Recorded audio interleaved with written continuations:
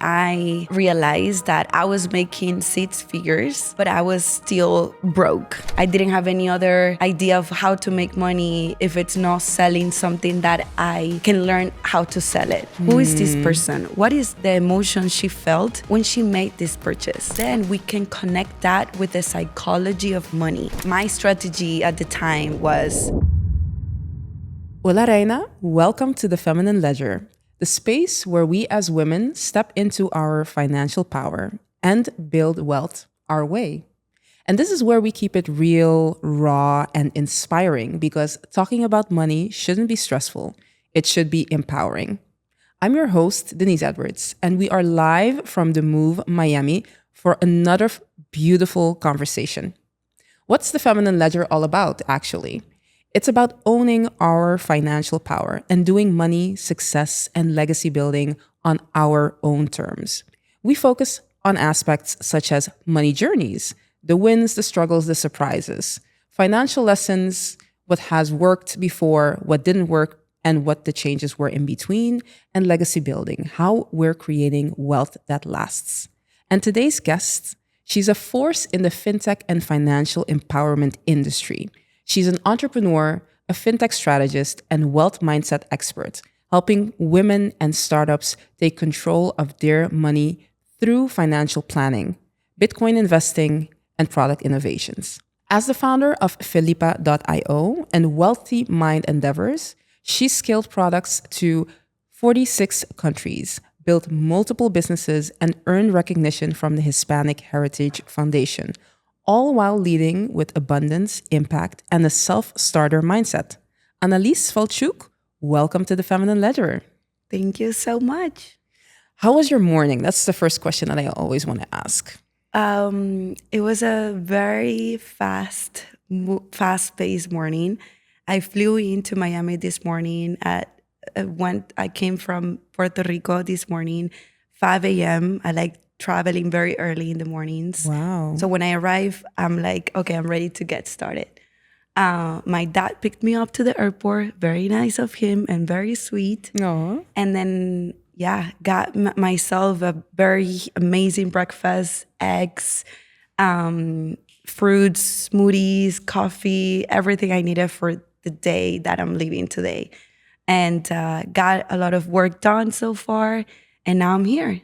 Amazing. And obviously, like you flew in from Puerto Rico. I'm very honored to have you, obviously, as a guest. And thank you so much for taking the time to be here, of course. Yes. So let's go into kind of like a little bit of an aha moment for you for this week.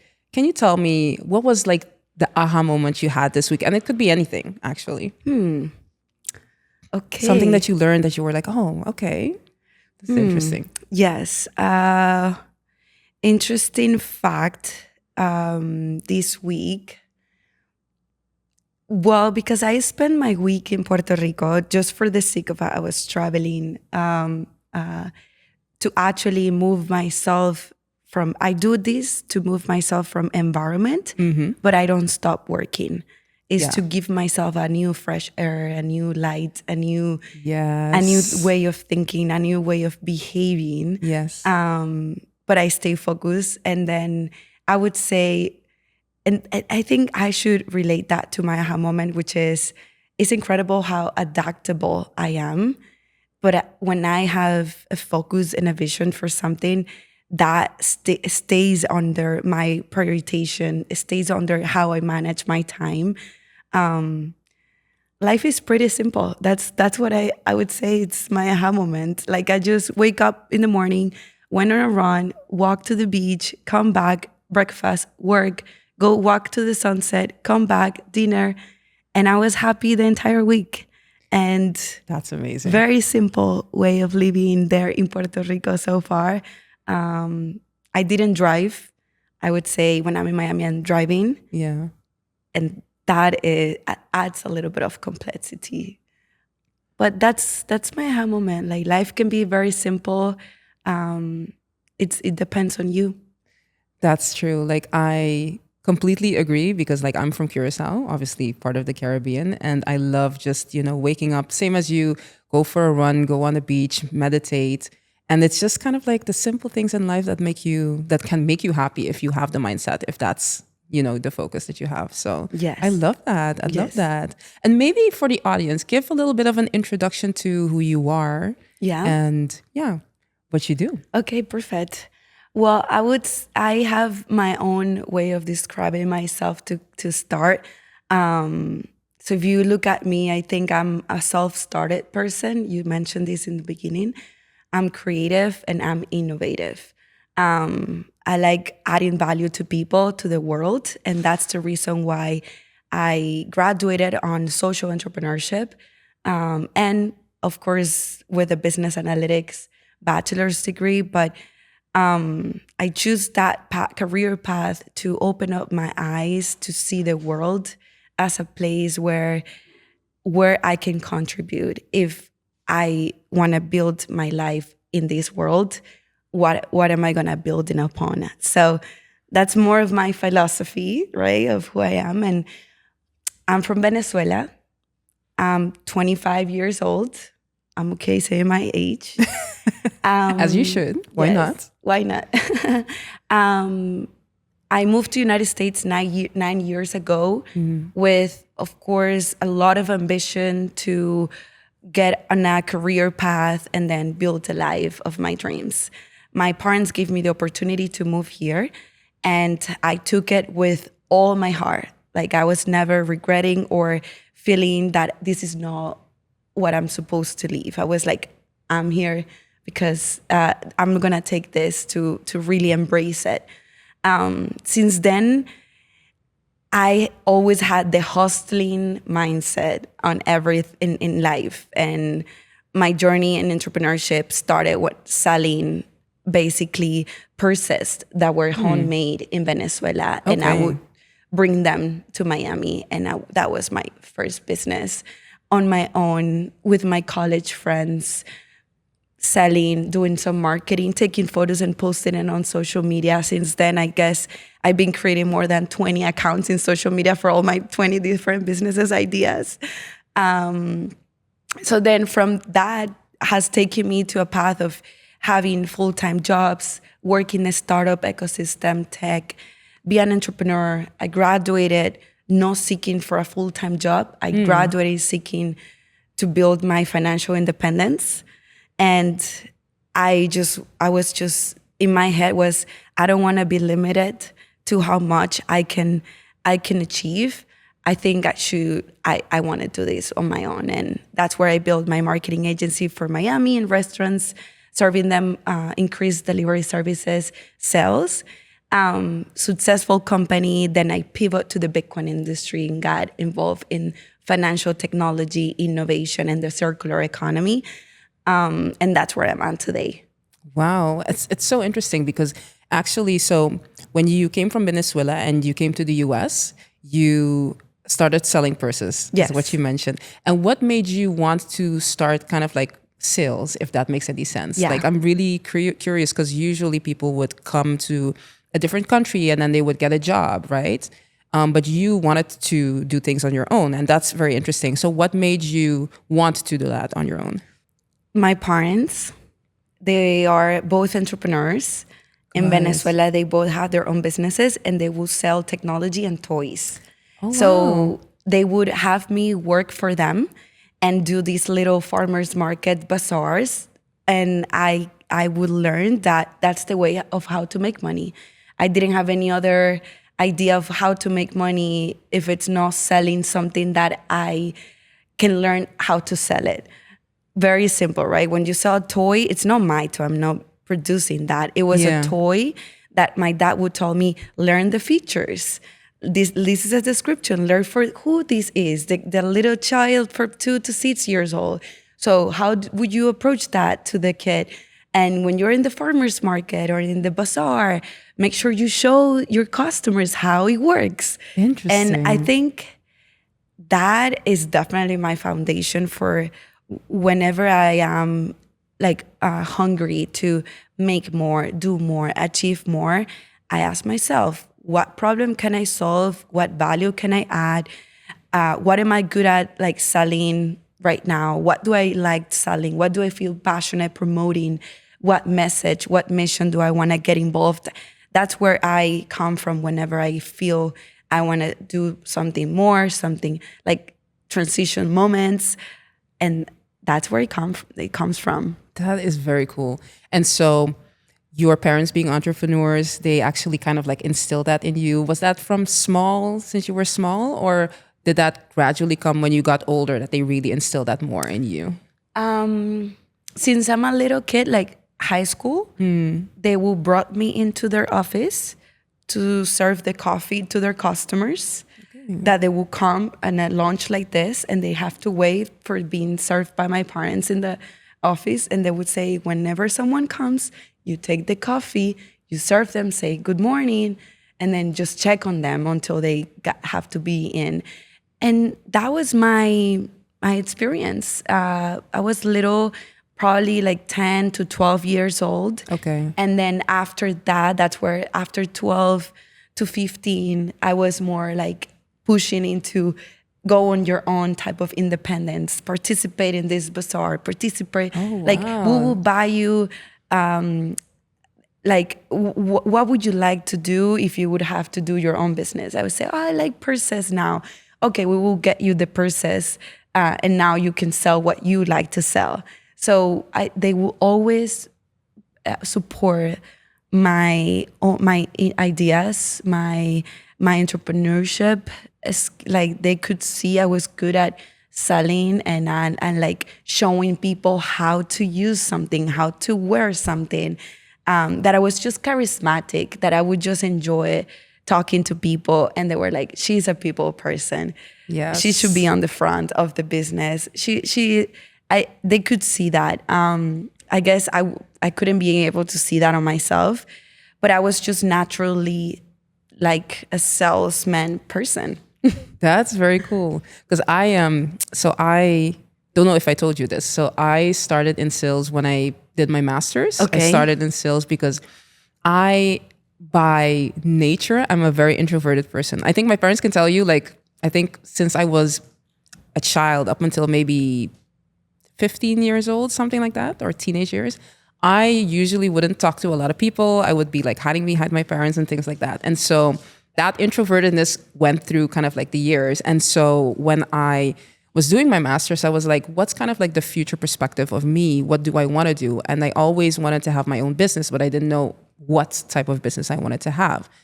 But I also knew what the things were that I needed to work on. So communication and, presenting myself. And because I was relatively shy, I needed to work on those things. And that's why I actually pushed myself into sales, something that I didn't want to do, that I never pictured myself really doing.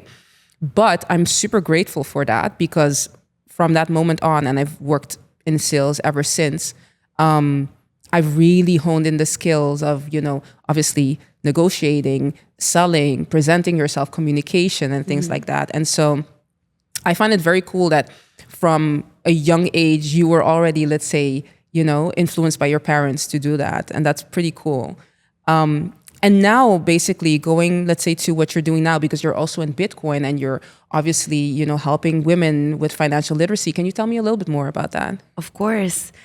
So I got into Bitcoin in 2022 when I got an offer for my first job in the Bitcoin payments type of business. That was just right when I was operating my marketing agency for hospitality businesses in Miami. We were starting to expand to other East Coast cities as well. And then we got this company to reach out to us and say, hey, we would like to partner with you guys to promote this Bitcoin payment processing company. It's the first time we're launching an MVP. We're a startup getting started. We're coming from South America, and we would like to, launch this product, validate our hypotheses, learn who's willing to take Bitcoin payments and if there's a market or not. Okay. I hear the message. I see the innovation, the technology, like the aspect of there's innovation happening. If I bring this to my clients, what is the benefit? And they would say, well, there's a lower fees in transactions. And I'm like, okay, why? because third-party platforms, current systems charge 3%. This is hiding cost fees. Nobody really knows, but it does cost for the business. And with us, it's like 0.5 if people pay in Bitcoin. And I say, okay, that's a great value for my clients. But how we're going to get the normies, the normal people that comes and buy a coffee every day to have Bitcoin on their phone, or because I say on their phone because you need a wallet and that it is on your phone. And so have Bitcoin on your phone and have Bitcoin ready to use when you buy your coffee in a day-to-day. That was the whole idea of me when I got it started into Bitcoin. So I say yes to the opportunity and the challenge because it was both. I was not considered an expert in Bitcoin. I learned about Bitcoin because of my mom. Okay. When we sent me to leave the United States, my mom already had the vision for start investing in the stock market and Bitcoin because Venezuela inflation pushed my parents to think beyond where is our money is gonna go, that is not in our currency, that is no dollars, because we know that there's a system that we kind of have to have more like diversification. So my mom was the person, the women, was the person that would be strategically thinking about trying and experimenting. So she would definitely talk to me and say, oh, this thing that I invested the other day just went up. And she would comment on me. And I was like, oh, my mom is investing in Bitcoin. Interesting. Okay. When I got this job, that's where I actually say, okay, I'm going to start buying Bitcoin for the first time, 2022. Okay. And my strategy at the time was, I want to invest in Bitcoin and learn as much as I can. How can I do that? Well, first, download a wallet. Second, start investing. But in order to stay on track, I would set up myself a way that create a habit. So investing every week, or investing every month. But I found a way to automate this habit to be an automating investing. And I would invest in Bitcoin like $25 every week. But I would see the notification that my platform will tell me, you invested in Bitcoin $25 and Bitcoin price is at this. And that was actually for me nice in my journey to get started understanding every week Bitcoin price go up, go down, go up. Why is that? Yeah. And asking myself the questions based on where I was. Because if you go out and ask for people to guidance, you probably find information that is more complex to understand. And that's where I come in, like women and men and women are differently understanding numbers and understanding graphs and understanding these type of conversations. I think in my case, my insight here is find what works for you and start where you are as a woman is going to help you move the needle. Like take a step, like get to a next step in terms of, okay, open up yourself to a new layer of financial literacy. And that's where I started. And so, of course, it has been evolving. As of today, I work with BTC Inc., which is the Bitcoin magazine and the Bitcoin conference. It's two products, but one company. I do project management, product marketing for their teams, for marketing, sales, product teams. This is my second year being on the Bitcoin conference. This year is on Vegas. And of course, I've been acting and being a different persona in the field. Like I've been reporting industry professionals, learning what is going on in the industry, to create insights and market analysis but for the startups, for the businesses, right? But now this year, I'm launching a business where I want to bring in women that not just to finance, holistic finance, but okay, you want to learn Bitcoin? Come to me. I think I could be a very good resource for that based on my experience. And I'm very transparent to show what I've learned, how I do it, and be that friend for whoever wants, just a text or, hey, should I don't? So yeah. Nice. Okay, that's cool. And then now, kind of like obviously with the financial literacy of women, right? You also have your platform, Felipa.io. Yes. Tell us a little bit more about that. Okay, so Felipa was born when I realized that I was making six figures, but I was still broke in a way. And Can you define, sorry, can you define broke? yeah, broke means living with my parents. I was traveling a lot, Yeah.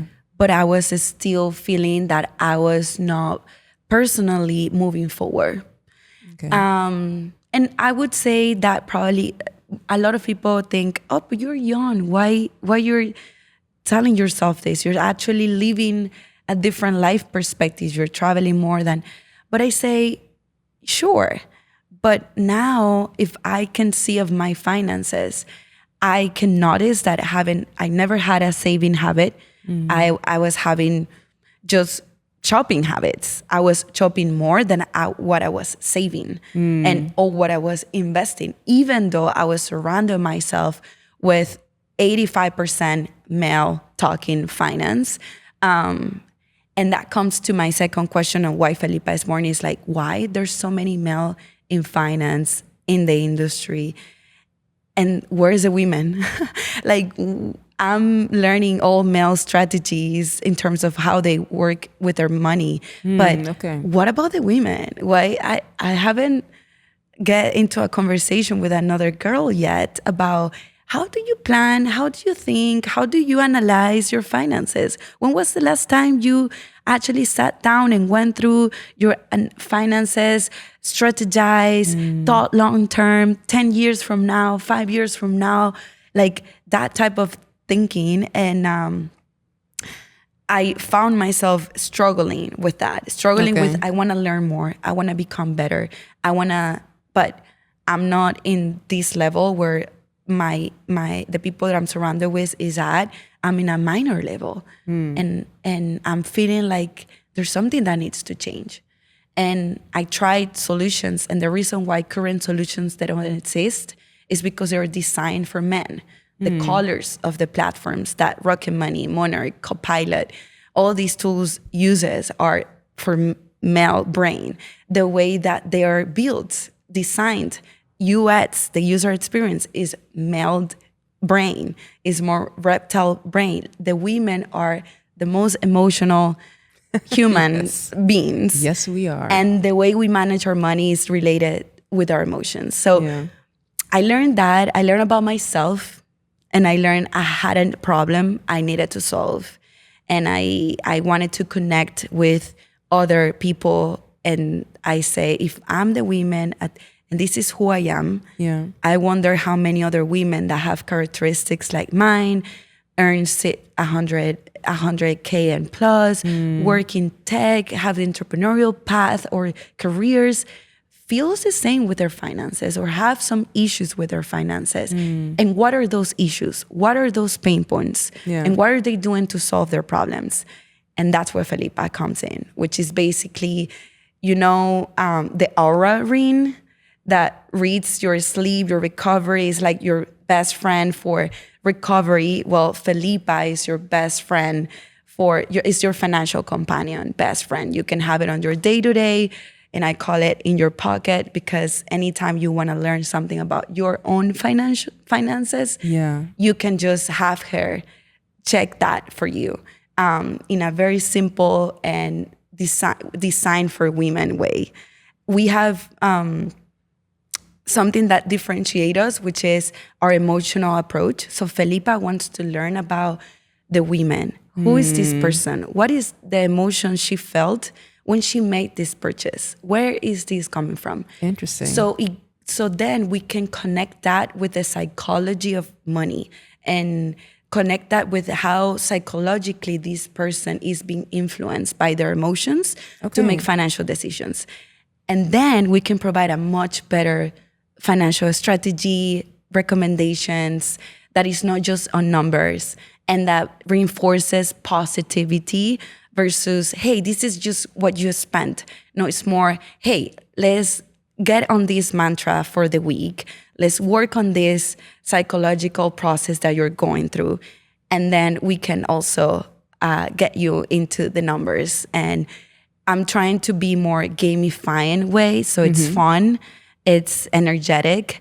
And yeah, and it's not just for United States women's. I would say our vision is to go global. Yeah. The issue is global, and we are on that path already. So That's super. So it's basically giving you like a holistic view of like the patterns, but then also kind of recommendations, and then kind of like future perspective where you want to go to and how to basically get there with regards to finances. yes. Okay. So it's basically it walks you through, and it's with you and your financial journey forever, I would say, because it could be on your day to day, and it's the more information you give to Felipa about yourself, about who you are, your emotions, your personality, your desires, your goals, the better she's going to be able to help you. Nice. Okay.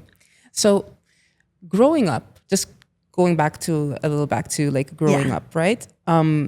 What were kind of like the financial myths that you maybe grew up with? And if you didn't grow up with any, that's fine as well. But what were the financial myths that you grew up with that now you being an entrepreneur and having, this platform that are now maybe not as correct, I would say, as how you grew up with them? So what were like those myths? Myths, you mean like mindsets? Things that you kind of like learned when you grow up, and then now being an entrepreneur, you're like, no, that's actually not completely true, if that makes sense. I'll give you an example of mine. So for me, of course, everybody has heard money doesn't grow on trees, right? Probably a lot of families say the same thing. Yeah.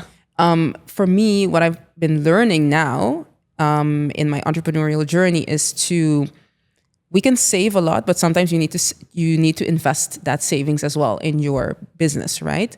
And so that plan, or that I guess mindset of saving is going to only get you to a certain extent, because sometimes you need to invest that savings into the company, into your business to get ahead.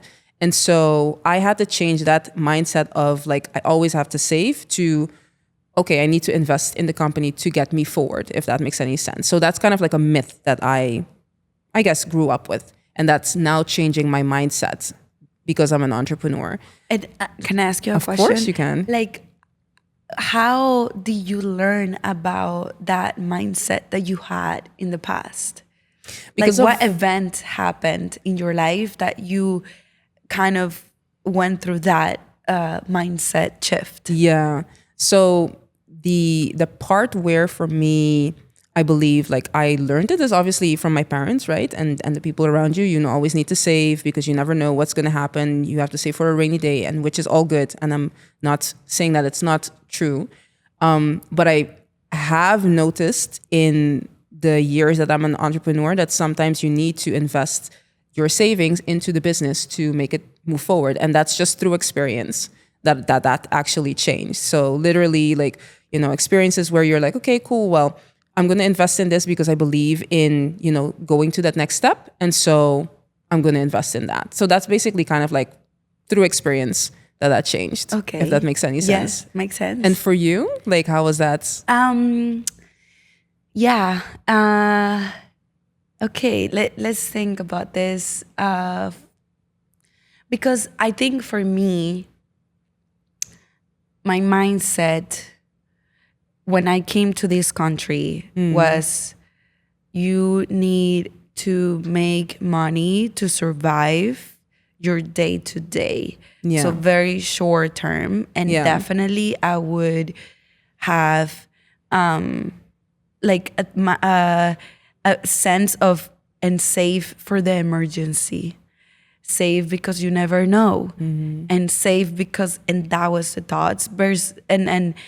But my everyday thought to wake up and being excited about the world was you're gonna be so wealthy and prosper in life that no matter what you're going through right now, like I had these two person on me. I love right? that. Like I have you need to make some money, so that's why you you need to work, earn money, and save for the emergency. For you never know what's gonna happen, and because you want, and then the more money I earn, the more I see the numbers going up, and I like the numbers going up, and I just get into, I want more money. Like I want to see this more going up. Yeah.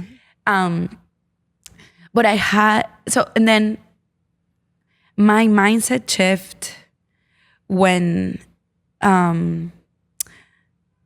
then I think when I started like getting into the educational system here in the United States, and you basically start seeing that they pay you per hour for your time.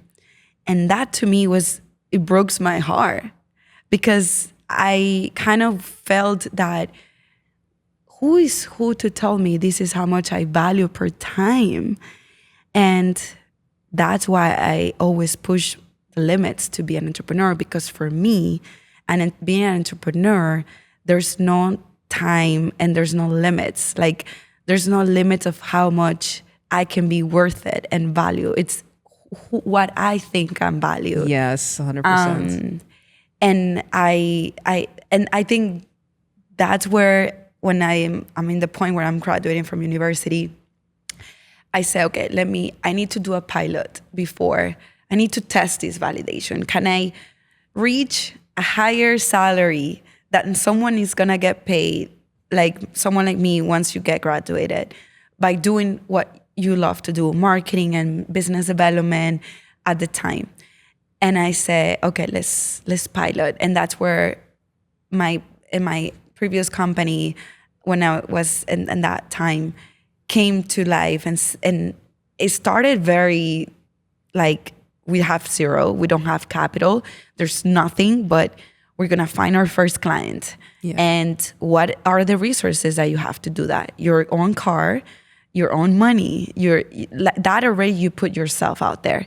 When I started seeing that is true, like my thought about that's the reality. The more you work for yourself, the more you earn, and there's no limits. I have never lost that like as my horizon. Yeah. No matter where life takes me, I think I always work for myself. Even though I can work for other people and I'm serving companies, I'm giving of my time. I don't see my time as a time per hour. I see my time like I see my worth unlimited. So I want to reach that. And I think that always existed on me, that seed. I just being able to make it grow every other time, right? But my mindset shift to investing versus saving started in 2022 when I started investing in Bitcoin. And Okay. when I could see I was earning from putting my money into something, I thought I needed to save until I buy my first house. I thought I needed to save until I can pay my first mortgage, but not to own something, but to have a debt, right? So Yeah. I think that's where I started realizing, like, I want to have my money to make more money. Yeah. I don't want to save money to get in debt. So in general, that also takes me to the businesses. If you build a business, that's an asset that you are putting and expecting a return of investment. Yeah. And there's different type of businesses. There's different timing and opportunity for every businesses are different too. And I think it's good to be able to set boundaries, like limits.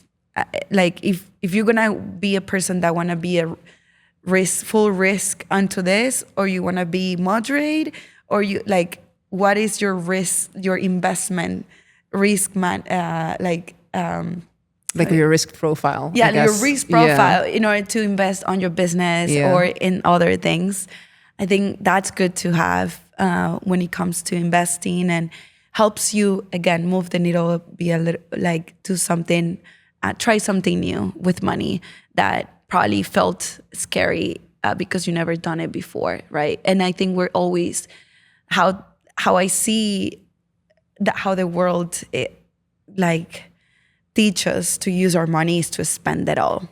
Yeah. It like at least we're influenced psychologically by like the media and by a lot in our world, in our phones, in our mindset exists, in our emotions. We're influenced to spend the money, and investing can be something that feels overwhelming or complicated. Yeah.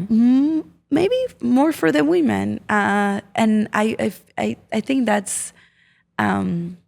I think I went to different parts, but hopefully I answer your question. Yeah, no, 100%. And I think this is super important. Honestly, is there something that actually popped up when you were saying that? Is there like in the last few years, or maybe kind of like over your whole life, was there like a financial setback for you where you learned the most? Like a financial setback could be, I don't know, maybe you built a business and the business failed, or you invested in X and that failed. So any setback that you believe that, you went through that actually helped you get to that next step. Yeah. Or maybe you lost money in an investment could also be. Yeah, that's a good question. I think probably a setback was when I tried to move by my own a year ago, and I was told I needed to, give a down payment first month, last month, and the summary was like 12,000.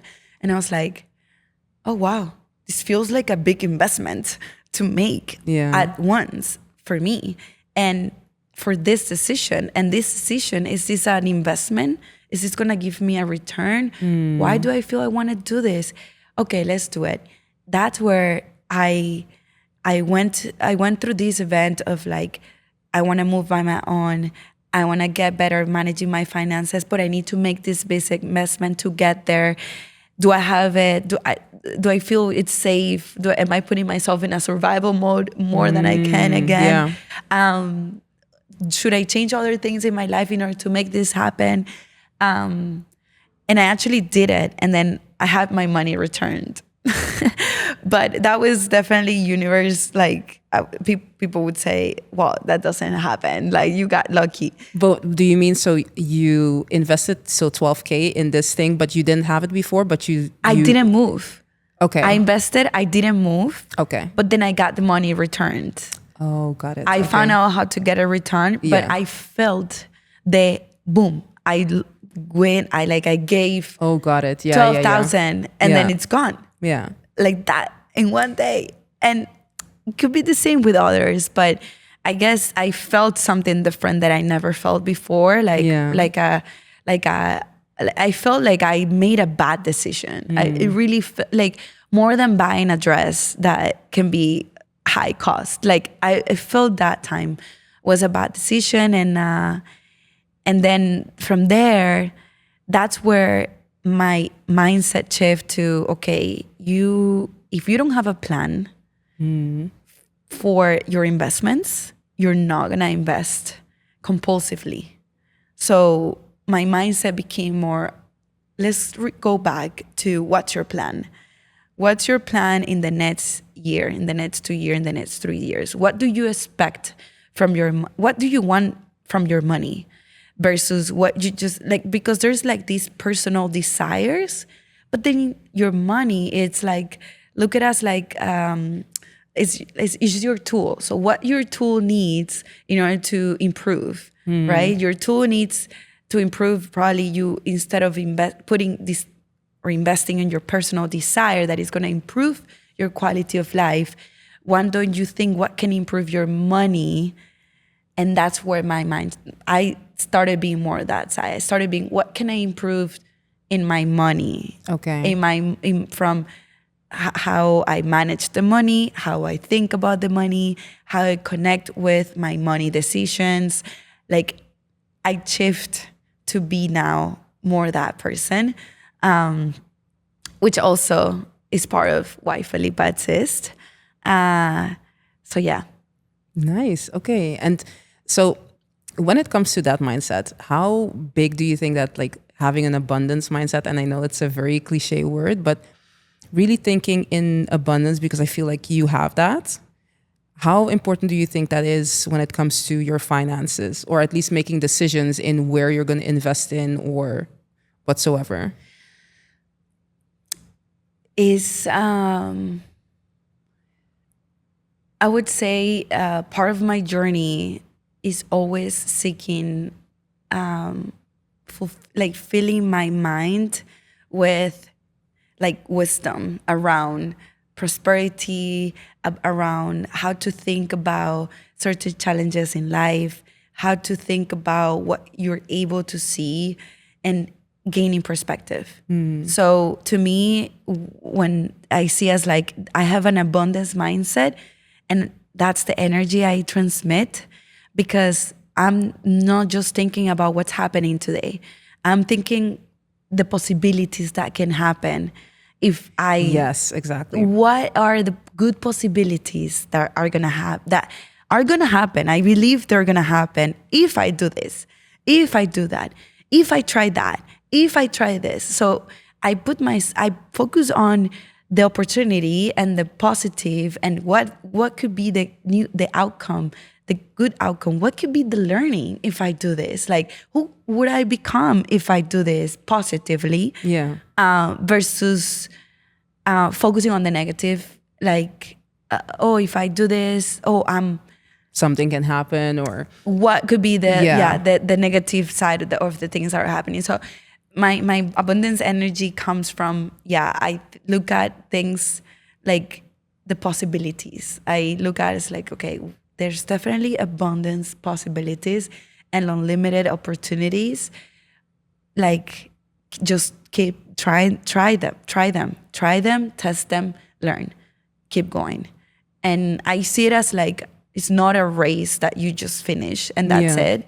I see it as like, it's really a travel. It's like, imagine you're traveling and into different destinations, and you're learning from the different experiences something, and that's who you become. So having a long-term mindset matters too. I started, since I'm in university, I always do this, where do I see myself in 10 years? Where do I see? And it's very hard. It's very hard. Like, it's very hard to like think 10 years. It's a lot.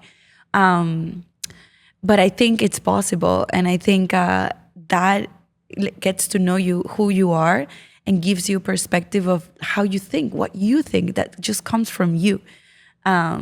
So how did you come to because there's a lot of people in general, it doesn't only have to be females, but a lot of people that, for example, in entrepreneurship, sometimes you invest in something. It could be a coach, it could be a mentor, which is, a big ticket size. And you're like, okay, how do you do that? But you have the faith that if you invest in a coach or a course or whatsoever, that you're going to get some positivity back, right? Yes. Whether it's like learning, higher revenues, et cetera, et cetera.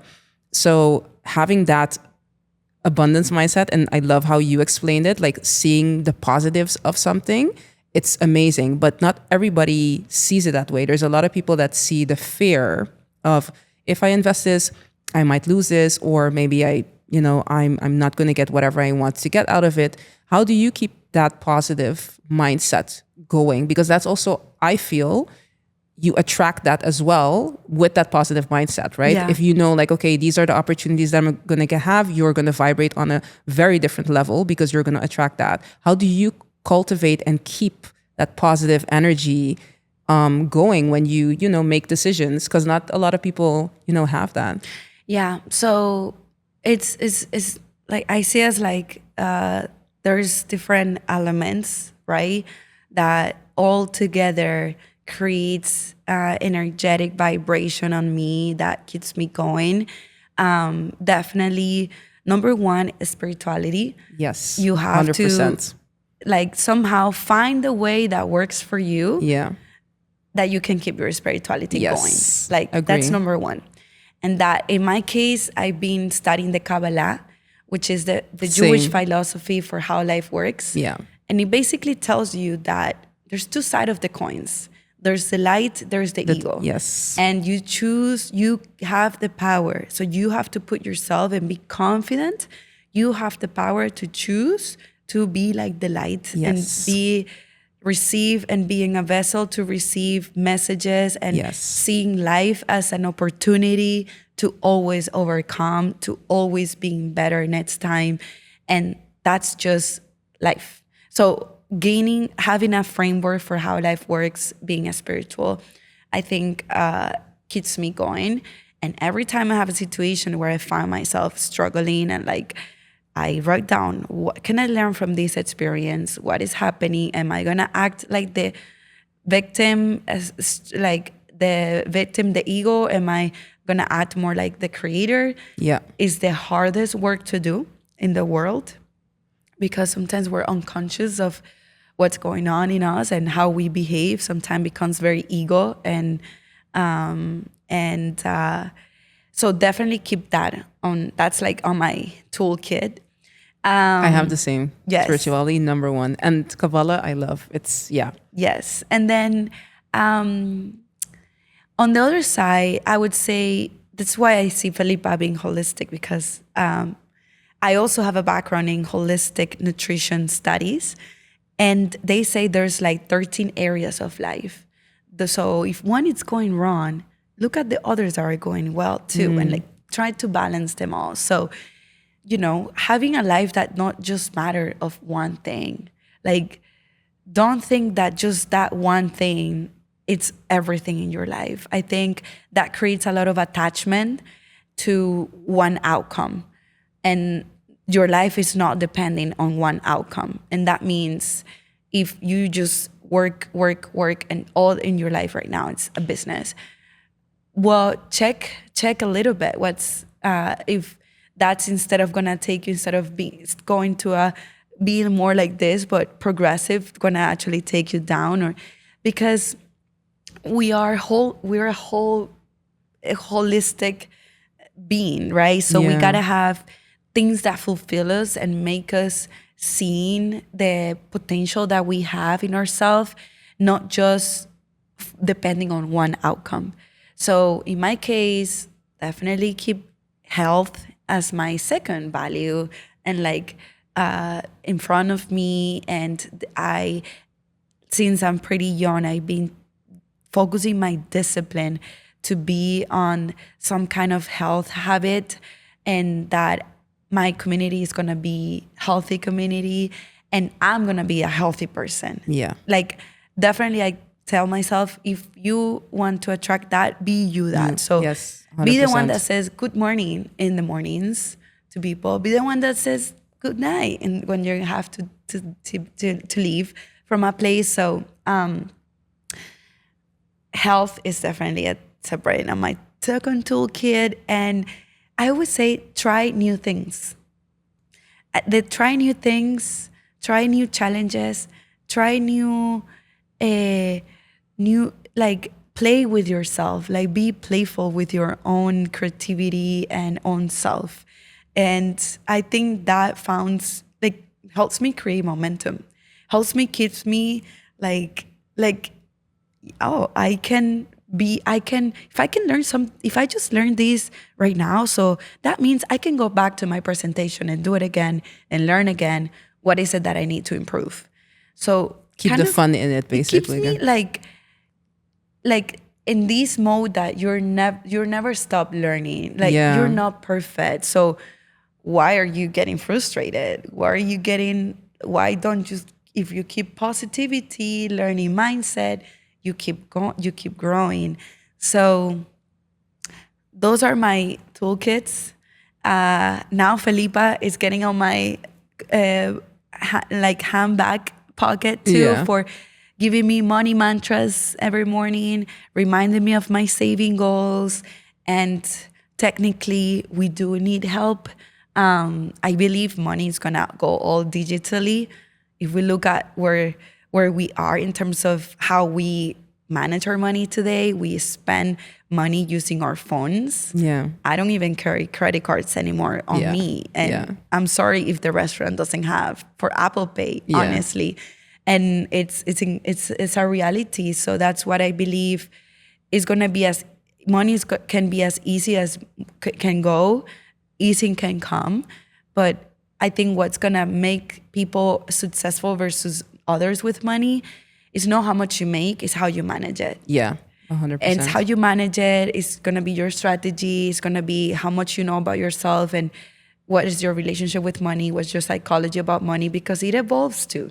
So just imagine I see Felipa being my toolkit where she can track my emotions. She can track when I overspend because I felt this emotion. So she could also give me strategies for my mental health and to say, hey, if you're feeling anxious, you should actually disappear from any activity that is gonna do X, Y, Z on you, get you more, like you should slow down.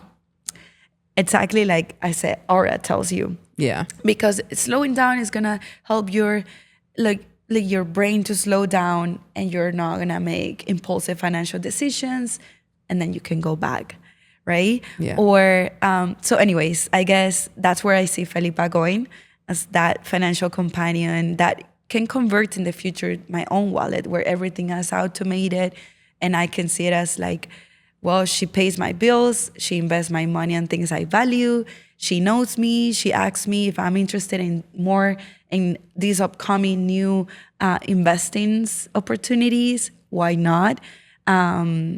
So yeah. Amazing. Annalise, I appreciate your time.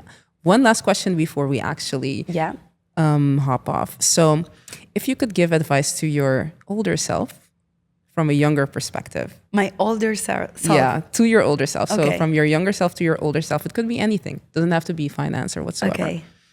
What would you tell your older self from your younger self perspective if you look back?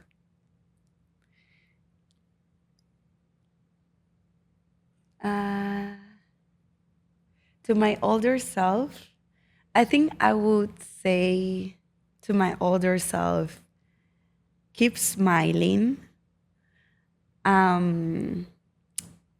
keep staying healthy, taking care Amen. of yourself. And I would say keep being your most authentic self and boost your creativity. Like I guess I'm actually afraid of like losing my creativity. Like I think my creativity is my superpower. Yeah. And in terms of how you design your life, right? So I would say my older self, remember you can always design your life and start again. You have done it many times. You did it when you were a kid without knowing what to do and how to do it, no resources, and you always could get to a next level with no resources. So I'm sure my older self have more resources.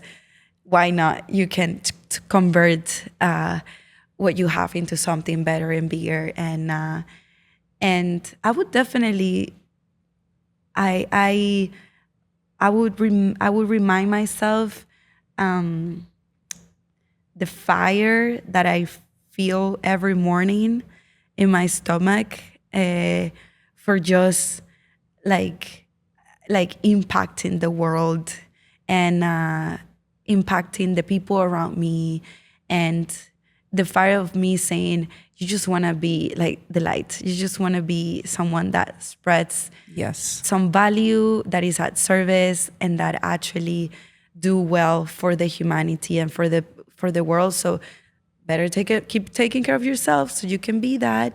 And I guess that's what I will always say to me. Oh, I love this. I want to really thank you, Annalise. Like, you have been just amazing. I love just the energy, obviously, that you exude, and just also like the platforms that you're building, not only Felipa, but also, the other projects that you have, and teaching people. I know that Felipa's for women, but also teaching people just like being authentic. That's also my number one trait as well. So I appreciate you, and thank you so much for coming. Of course. Thank you so much. I enjoy very much. You're welcome. What an incredible conversation. I hope this episode sparked something in you, whether it's a new perspective, a reminder of your power, or just motivation to keep building wealth your way. Because at the end of the day, this isn't just about money. It's about creating a life that feels actually right for you and also aligned for you, breaking old cycles and fully stepping into your power. If this episode resonated with you, let's keep the conversation going. Share your favorite moment on social at The Feminine Ledger. Make sure you're subscribed and send this to another Reina who needs to hear it. Thanks for being part of The Feminine Ledger, where we do money, success, and life on our own terms. Until next time, keep owning your power and making moves that matter.